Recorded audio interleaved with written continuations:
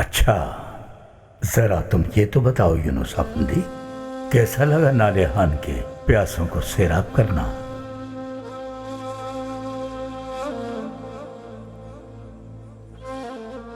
درویش کے لیے چشمے کا پانی نہ کڑوا ہوتا ہے نہ ہی میٹھا۔ چشمے کا پانی تو بس چشمے کا پانی ہوتا ہے۔ پانی کے بارے میں اس کو کڑوا یا میٹھا کہنا یہ ہمارے آداب میں شامل نہیں۔ پانی حقیقت کا عکس ہوتا ہے اور یہ دونوں چیزیں انسان کو سیراب کرتی ہیں۔ چشمے کے ساتھ میں اپنا پیالہ بھرے بغیر رکھ دوں تو کیا سینکڑوں ہزاروں سال بعد بھی وہ خود بخود بھر جائے گا؟ اگر تم اپنا دل حقیقت کے آبشار کے نیچے نہیں رکھو گے تو کیا وہ بھر جائے گا؟ کہاں ملے گا ہمیں حقیقت کا یہ آبشار؟ اس کے لیے ڈھونڈنا ہوگا کوئی مرشد کامل۔ کیسے پہچانیں گے اس مرشد کامل کو؟ چلو یہ بات ہو ہی رہی ہے تو میں حقیقت کے آبشار اور پانی کے آبشار میں تعلق آپ کو بتاتا ہوں۔ پانی دنیا کے تمام مادوں میں پہلی اور مضبوط علامت کی صفت رکھتا ہے۔ دیکھیے، پانی کے اوپر ہے آگ اور آگ کے اوپر ہوا ہوتی ہے۔ ہوا اور آگ کی کوئی مادی شکل نہیں ہوتی۔ وہ پہلا مادہ جس نے ایک خاص شکل اختیار کی وہ ہے پانی۔ یہی سبب ہے کہ پانی حقیقت کی علامت ہے۔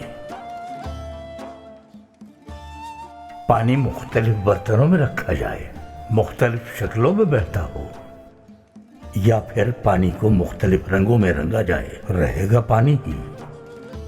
ہونے کو یہ یونس کے مشکیزے میں بھی ہو سکتا ہے، اور ہونے کو یہ بغداد کے محل میں سونے کے آب خورے میں بھی۔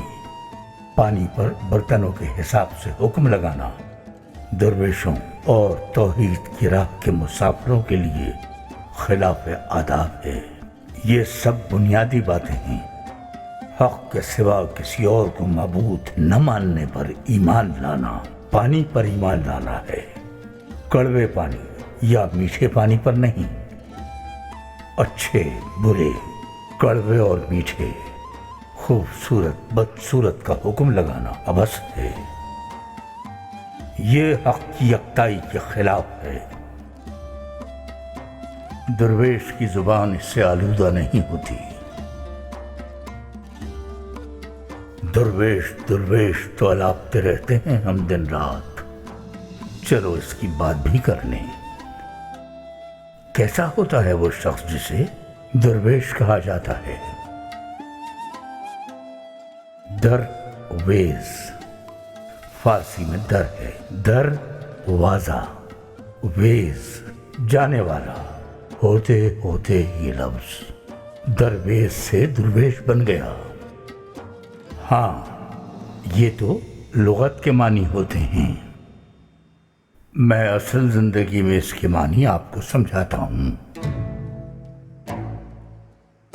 ایک مرشد کامل کی دل و جان سے پیروی کرنے والا مرید جو اس کی رہنمائی میں راہ سلوک پر چل رہا ہو۔ لیکن اس سفر کی بنیادی شرط کیا ہے؟ اس سے مراد کیا ہے؟ یعنی ایسی کیا چیز ہے جو درویش کو درویش بناتی ہے؟ خرقہ یا دستار تو ہو نہیں سکتے۔ اگر یہ سب ہوتے تو بازار میں مل جایا کرتے، درگاہ میں آ کر کون ریاضتیں کرتا؟ تو لیجئے اس کی وضاحت بھی جان لیجئے۔ یہ وہ باتیں ہیں جو ہر کہیں سننے کو نہیں ملیں گی۔ درویش کی اصل کیا ہے؟ رسول اکرم صلی اللہ علیہ وآلہ وسلم کا ارشاد ہے، مجھے اپنے فقر پر فخر ہے۔ اچھا، تو یہ فخر کیا شے ہے؟ اصل میں فقر یعنی کچھ نہ رکھنا، فقیر ہونا ہے۔ اچھا، تو اس کا مطلب ہوا مجھے اپنے پاس کچھ نہ ہونے پر فخر ہے۔ تو یعنی کون ہوا درویش؟ جواب: آپ صلی اللہ علیہ وآلہ وسلم سے مل گیا۔ درویش فقر کا اہل ہوتا ہے، کچھ نہ ہونے کا اہل۔ فقر، کچھ نہ ہونا، انسان کا اپنے نفس کو مستقل طور پر انا سے پاک رکھنا فقر ہے۔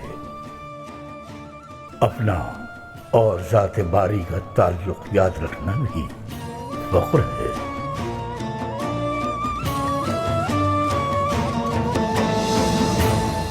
اب کہو گے یہ بات تو ہم جانتے تھے۔ استغفر اللہ۔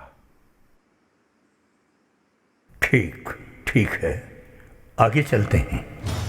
ہمارے پیر حضرت احمد یسوی رحمت اللہ علیہ درویش سے متعلق حضرت علی کا یہ قول بیان کرتے ہیں: وہ شخص جو رات میں نماز کے لیے نہیں اٹھتا، دن میں مخلوق کی خدمت نہیں کرتا اور شیخ ہونے کا دعویٰ کرتا ہے تو اس کا دعویٰ سراسر باطل ہے۔ تو دیکھو کیا اخذ کرتے ہیں پیر یسوی حضرت علی کے اس قول سے: اے درویش، تو اچھی طرح جان لے، سب سے پہلے شریعت کے معنی اور اس کے بعد طریقت کے معنی اور پھر اس کے بعد حقیقت کے معنی اور آخر میں معرفت کے معنی کو سمجھنا چاہیے۔ اگر کوئی بزم میں خود اپنے آپ کو صوفی کہتا ہے مگر یہ بات نہیں جانتا تو وہ صوفی نہیں، اور یہ ہمارا نہیں، حضرت علی کا فرمان ہے۔ یہ ہے حضرت علی کرم اللہ وجہہ کے الفاظ میں درویش کی تعریف، پیر احمد یسوی کے الفاظ میں درویش کی تعریف۔ یہ راہ سلوک کے اصول اور آداب میں سے ہے، اور اس کے بغیر مسافر کو منزل نہیں ملتی۔ 4 مقام 40 مرتبے، اس میں بھی کتنے ہی راز پوشیدہ ہیں۔ یہ عشق کی راہ ہے، ریاکار اس راہ پر چل ہی نہیں سکتے۔ انا کو ترک کیے بغیر، ملامت دنیا کے خوف کی پرواہ کیے بغیر، مسجد نبوی سے متصل چبوترے پر بے گھر بے مال رہنے والے اصحاب صفا کی مانند سادہ زندگی جیے بغیر اور دنیا سے منہ موڑے بغیر درویش بنا ہی نہیں جا سکتا۔